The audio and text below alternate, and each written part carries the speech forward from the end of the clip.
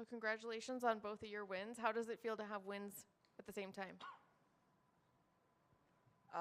Man, it feels so good. I had a slow start, so I was like, okay, I don't, all of our students are here. We had probably like 100 of them buy tickets to come. So, just being able to get a finish, and then I still have that, like, okay, how is Renato going to do? Is he going to win? Are we going to go home happy? Are we going to go home one person happy, one person sad? So he brought it home, and it feels amazing. Like, there is no other feeling like what I felt today. I don't think I've ever felt that in my entire career.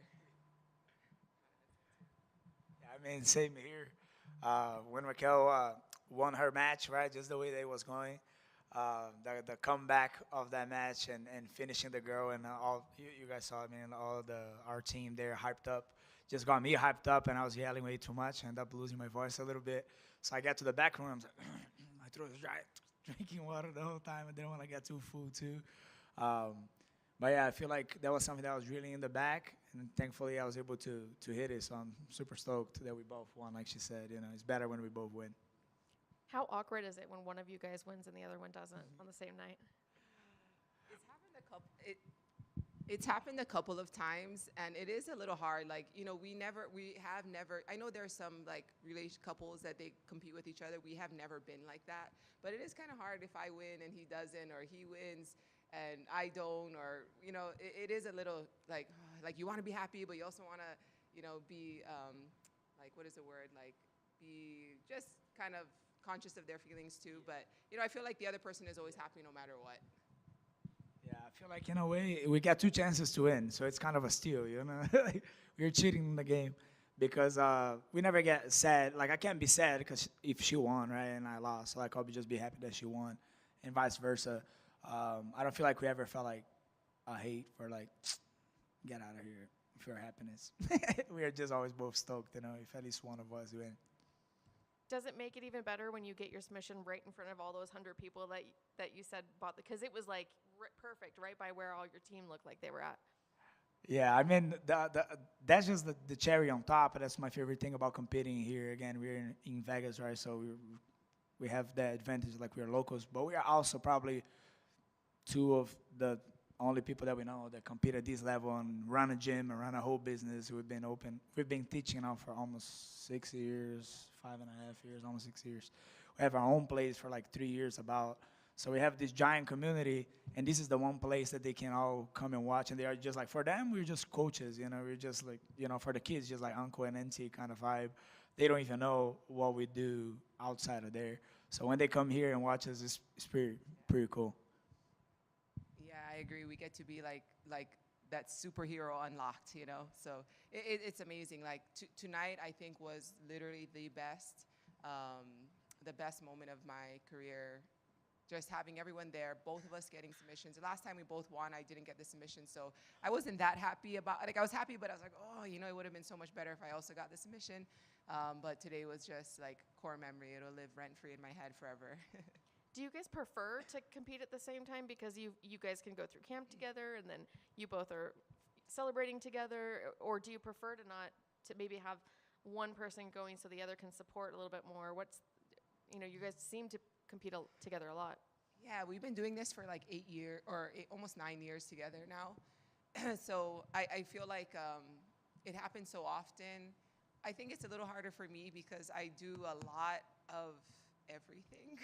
So then when both of us are, it's like, okay, managing 2 different diets or managing the gym. And, so sometimes it's a little better when it's only myself, but I love competing with him. I feel like there is a little less pressure when we're both doing it. I don't get so stressed out. Like, if it's just me, I'm like, oh, just focus on myself. But when it's him, I get to also focus on him too. So it's a little less stress. Maybe he will feel differently, though. I don't know. I feel like we both get a little bit quiet in a way, day off at least. And she always gets very quiet. And like when she's competing, I'm not. I don't know really how to act because like she's not like hugging and kissing that day. She just kind of, she's tough Raquel and she's ready to beat someone up. She's kind of in that warrior mode. So she always I feel like feels very connected with the competition. I feel like over the years I get less and less nervous, and that kind of stressed me out a little bit because I like feeling a little bit of nerves and the adrenaline kicking in. When I don't have that, I don't feel like I can perform as well as I usually do. When you have the adrenaline kicking in for the way that I like fighting, I like moving forward, and I have to feel the vibe in the match.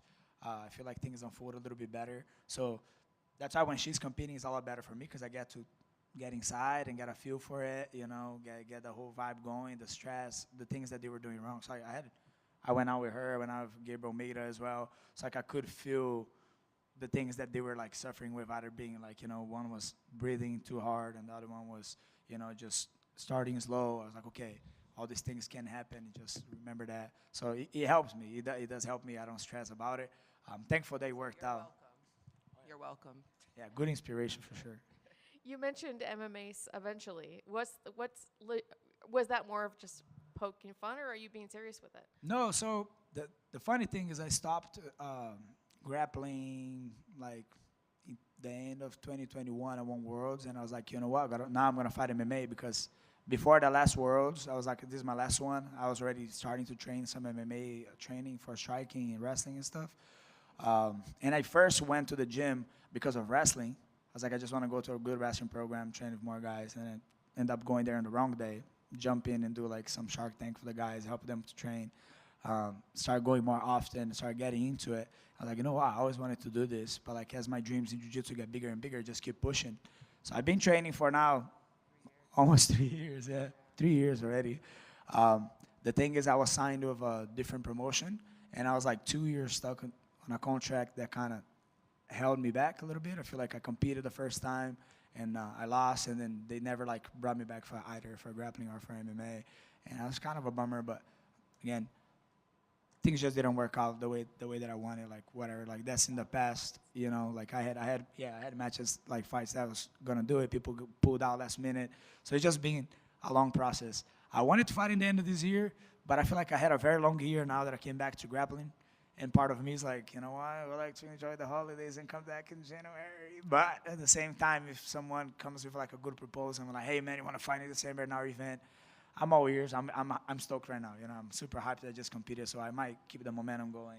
But we never know. But soon, I feel like the next thing I'm gonna do though should be MMA, unless I come back for the Fight Pass here for another match. But other than that, UFC Fight Pass and MMA, and that's what I want to do. Nothing else. Thank you. Speaking of MMA, Raquel, would you ever go back? No. I'm about to turn 34 on Monday, and we have been waiting to have kids. So I was actually supposed to be trying right now, and then things kind of took off with the Fight Pass Invitational, and I'm making more than I ever made fighting MMA. And of course, like if I had reached higher levels, of course, that would have been way bigger payouts. But I'm liking what I'm doing, and I'm probably going to be retiring soon so that we can start a family. Which is tougher, training, preparing for these grappling matches, or running the gym? Running the gym. Yeah, I mean, training is just what I do every single day, so it's not even like a second thought of how hard it's going to be or how, but running the gym is hard, especially as the gym's getting bigger. Right now, like thankfully, like it's going really well. So just it's more classes, dealing with different people, different emotions. It's a lot of work. And Renato's the good cop, I'm the bad cop, so that makes it harder too. And I guess the last thing for me, I mean, it's one thing to go to your classes and teach these students, but tonight you actually got to perform in front of it. I'm sure you're going to use this for a teaching moment to them as well, but what would you like to tell them, or what are you hoping that they take away from your performances tonight?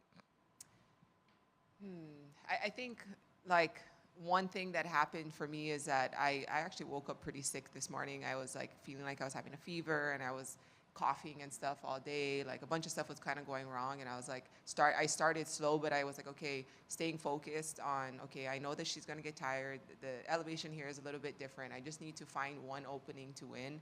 And that's one thing that we always tell them is like, you just have to stay focused, like minute by minute, take the match minute by minute. Like even if things feel like I got taken down more in this match than I probably gotten taken down in years. I got taken down 3 times. Like I don't often get taken down. Like things were going bad, but I just stayed focused and found the submission or found the takedown, got the submission and won. So it's something I always tell them, like especially for the competitors, is like just take it minute by minute, take it day by day, just stay focused. So I feel like that's going to be something that I can see, like, look, it was not going my way, still found a way to win. Yeah. I mean, I feel like we teach a general group of like adults, kids, from like anywhere from 3 years old all the way to like 60 something. So For the kids, though, for me, like I started as a kid, Raquel, so been competing in wrestling, MMA, and then jiu-jitsu eventually, uh, since she's super young. I feel like for the kids that were here, it's like this group of kids that and boys that been training with us. They come like Tuesday and Thursday morning at 7 a.m. now, and we drill, then we work out, then we train, and then they come back at night. So like I'm trying to kind of pass the lifestyle and kind of instruct them. We have like, okay, if you guys want to do this, you can make a living on this. We're here trying to open up the way and work hard so you guys can be the ones that are probably going to be making a good living from it. So I feel like they were super stoked, and it's cool for them to watch and be able to be like, what, look at that. Like, there is like, these people are real. I'm there with them every day. I see what they're doing, and like, and I can do it too. So I feel like this is really big for me, like, in my head, like both of us being good example for the next generation, because I've been there before and I had to look up to people too. Obviously, big wins for both of you tonight, but for Renato, how did it feel to get redemption following the upset that happened at CJI earlier this year? I mean, yeah, CJI wasn't the greatest show I had. Like I said, my adrenaline doesn't kick in every day. And even today, I was like, I'm learning to just kind of stay calm and go with the flow. These boys get really big. I don't know how they can make the weight. I got to get a better dietitian, so if you figure out, this is my dietitian, I can say that. With that said, I get in trouble. But I gotta find a way to like train super hard and still find enough food or time to rest and gain muscle, I guess. But I've been trying to put on size. I feel like that's one of the biggest things. I feel like in CGI, the guy I competed was just so freaking strong, and I didn't perform as well as I wished.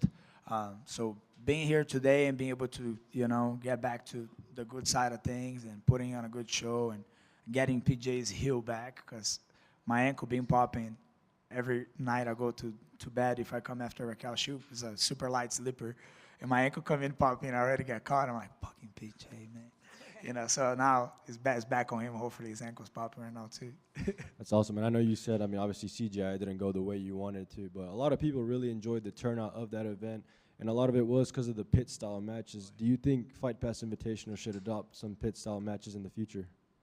I know that they were considering, and I'm really hoping they do, because, yeah, the presentation of it is pretty sweet and non-stop, like you don't have to worry about the resets and things like that. I feel like it's a good idea. It is a little bit weird in the sense, like, when people kind of fall in that corner and they're both just kind of sliding down. It's like, not a fight that everyone's used to it, but everyone can get used to it. We can all set up the mat certain kind of way, right? Some guys did it. So I agree with it, and I think it looks very cool, and I think they definitely should. Now, with that said, if they put on a stage, if they put on a cage, if they put on the ground, if they put outside in the parking lot, I'll be here, dude. I'm fighting. Sure, and last one for me. I know you have a big goal going to MMA one day, but is there any big goal for both of you, maybe in terms of the way where you want your gym to be in a couple of years, or just where you want to be in life? I think we're trying to, eventually settle and have kids as well, but within the gym, I think within the next 2, maybe 3 years, maybe, to be like realistic and kind of give us some time to breathe, because we're always on the go. We do want to open like a new spot and have our own facility and have something like, with everything on it, from smoothie bar, acai shop, giant, weightlifting place and big mat spaces. Right now I have 3 mat spaces and a little weightlifting areas, which is pretty cool, but the rooms could be definitely a lot bigger, and we could have like, more things going on. So big investors, if you guys are out there, man, hit me up. We are ready. Yeah, but I think within the gym is that, and then hopefully we'll be back here. I heard in December we're coming back again. UFC Fight Pass, main event, Raquel Canuto. I can come Comain again, I don't care. She won 3 already. I think that they're going to be doing some big things here. So my goal, I said that I only have a short time left, is I want them to start making belts for this, and I want to retire as the Fight Pass Invitational champion. That would be my goal. That'd be awesome. Congratulations. Thank you.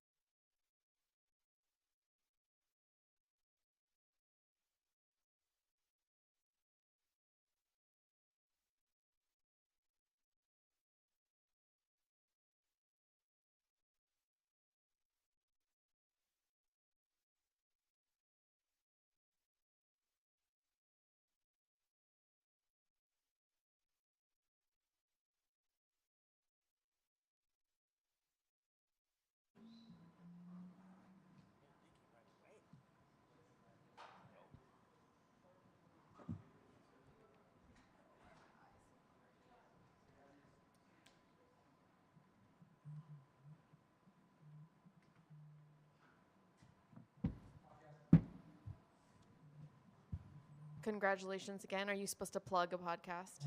You want to do that first? Yeah, shout out to.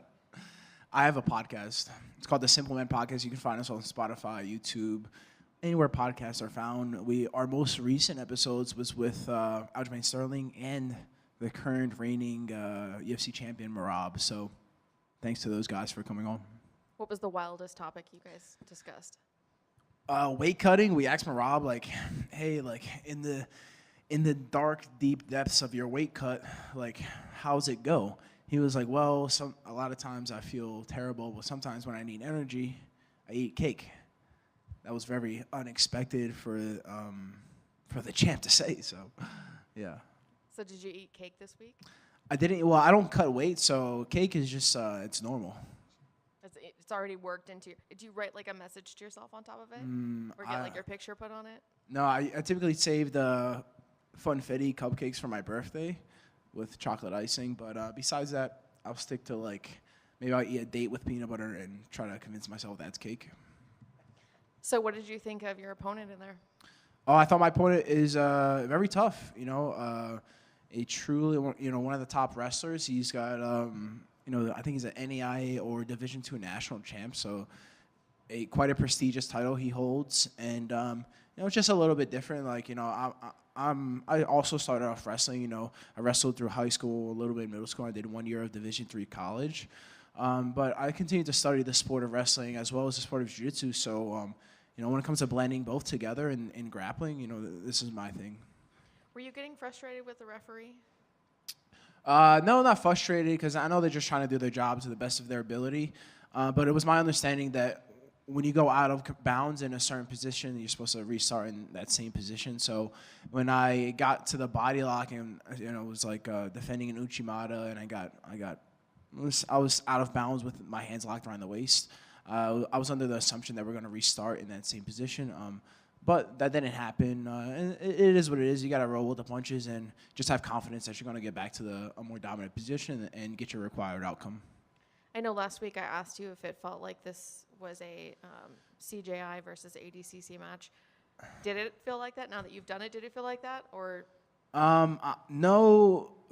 To me, competition just feels like just feels fun. Like I don't really think of it as anything like, I understand that people are out on the mat looking to compete against me, and I really just compete against myself. I look to be the best version of myself, and the true me is out there on the competition mats. And then when I'm not competing, I'm just hanging out with the family, just enjoying life. But I truly do enjoy competition. That's why I take advantage of it anytime it comes my way. Like a lot of guys in my position, I just won $1 million a couple months ago in August, and like I'm back out here competing against somebody that's really tough. Maybe he's considered a purple belt, but he just submitted one of the world's top black belts. He submitted Nicholas Marigali in competition, threw him to the mat twice, passed his guard, and choked him and forced him to submission. So, Pixley's no pushover. He's a very talented young man, and I'm grateful to have the ability to compete against him. So tonight they have the floor on the mat. Usually it's up on a platform. I know you just competed in a pit. Which do you prefer? Well, I prefer it on the floor because it takes a little bit of risk off of the going out of bounds. Like, it's better to fall on like a chair as opposed to drop 6 foot to the floor. But the pit the main advantage of the pit is it's really difficult to run away from your opponent, to disengage, and then there's no ref interference. So like the situation we had where I was like, I had double unders and we go out of bounds and we kind of get a funky reset. There's no resets when you slide into the pit. There is you keep going until the competition commences. Dana White was there watching you compete. I don't know if you were aware of that. I asked him on Tuesday if he would like to see you do MMA. Would you ever do MMA? I'm a millionaire with no CTE. I think I'm good. Those guys are a different breed that fight. I understand my capabilities in jiu-jitsu, and I understand what it would take to become the UFC champion. For me, it would probably take 5 years committing to striking, and then that takes away from some of the jiu-jitsu. I don't know if I would love fighting, but I know I absolutely love jiu-jitsu, so that's what I do. I wake up every day with a goal in mind when it comes to training and when it comes to my other business endeavors, and I look forward to every single day. So there's no need for me to take a different path. I'm making great money, and that money continues to multiply as I make better decisions in life. And today there was some drama between Gordon and Craig. I'm not sure if you saw any of that. I don't know if you look at the news before you compete. Were you aware of it? Do you have any take on it? No, I'm completely unaware. Yeah, leading up to competition, I don't really go on my phone much. So yeah, no, I have no idea. So Gordon, do you want me to tell you? Yeah, go ahead. So Gordon basically said Craig is, deserting, broke up the team. He's scared of whatever it was that was happening there. Craig said Gordon's racist, that there was abuse. Just wondering what your take is. Which side are you on? I know which side you're on. Well, I'm definitely on Mr. Jones' side. That's my teammate, my business partner. But as far as I think it's just fun banter. Both guys are chatty with each other. It's good for the sport. I think if there's no drama, it gets kind of boring. And then if there's too much drama, maybe it's just interesting. So I don't know. Maybe those guys need to meet on the mats yet again and have fun with it. Thank you. Is it going to take a Saudi Arabia trillionaire to get you and Gordon to grapple? I mean, I offered him $1 million. I don't know what else. That's my offer was fairly simple. I won CGI. I was like, hey, let's do a bet match. My $1 million versus your $1 million, winner take all. And I was like, we can do it on, we'll stream it free on YouTube if you want.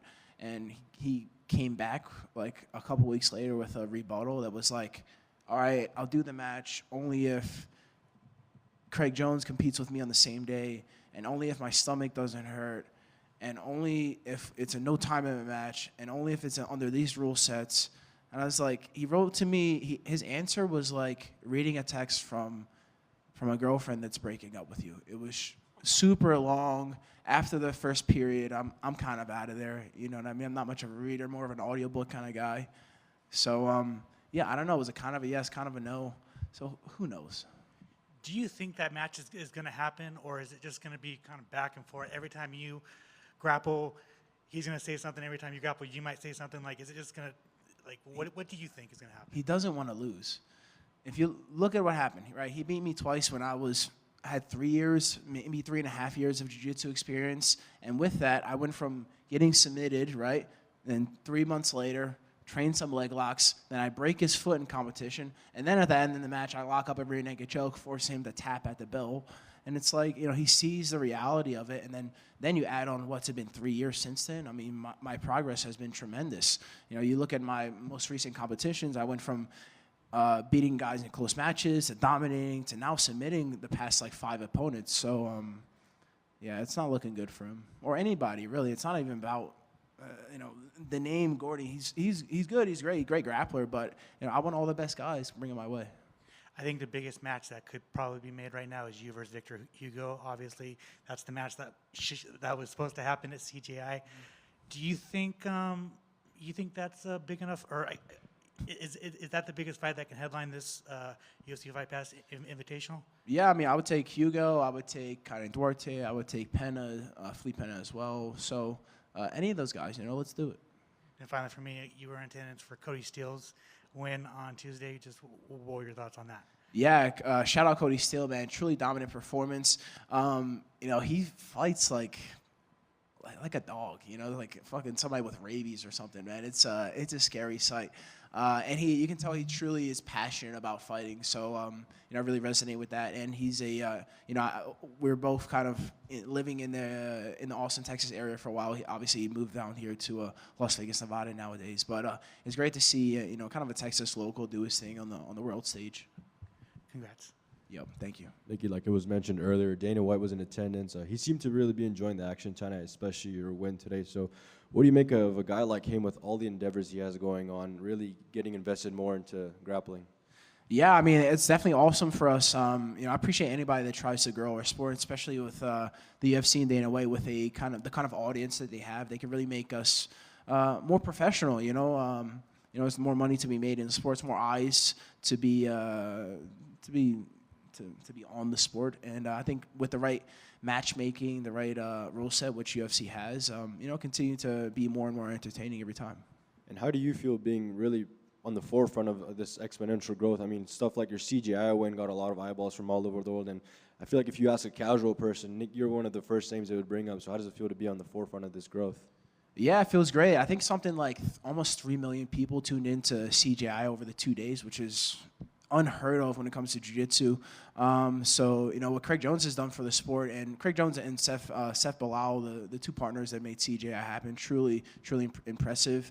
And, you know, my team as well, B Team Jiu-Jitsu, like on YouTube, we do our own thing of growing where, you know, I think we have something 380, almost 400,000 subscribers on YouTube, which is a great accomplishment for us. And you know, it's definitely UFC helps guide us that way as well. Every time we get to compete, we get exposure from you guys, and it's always mutually beneficial. So yeah, I'm definitely appreciate the help from those guys for sure. And given the leaps and bounds the sport has grown in this year alone, what do you think are some things that should happen in jiu-jitsu in 2025 to continue that growth?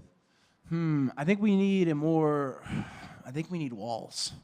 I think the CJI pit is like, that's where it's at. It takes out the ref needing to be there. You know, the ref can be like, all right, push to action, but there's no more out of bounds. There's no running away.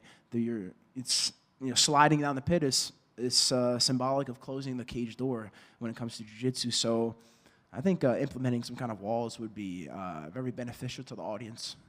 Would you pitch that idea for these Fight Pass Invitationals? I would absolutely pitch that idea. Congratulations. Thank you. How's dad life?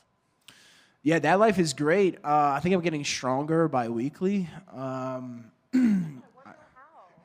It's just how it goes. I think, yeah, I have a duty now to protect child and woman, and that's kind of how it goes. And I think every time I have a kid, I'll get stronger and stronger. So we'll see by number 12. And then finally, we asked you the night that you won the $1 million what you were going to do with it, and you said you were going to invest. You were going to invest and then win another $1 million. But did you buy anything cool with it? No, I'm in the process of buying some land. I have a beef jerky company, Carne Jerky, CarneJerky.com. We sell a lot of jerky online. The problem is that we keep selling out, which it's really mainly due to our level of production, right? So I'm buying some land in which I can produce a warehouse, a facility that can facilitate more jerky production. And then with the rest of the acreage, I'll develop it real estate-wise over the next few years. Right here in the back. You said that you have really no interest in MMA, but Gordon Ryan has been out with John Jones helping him for his camp with Stipe.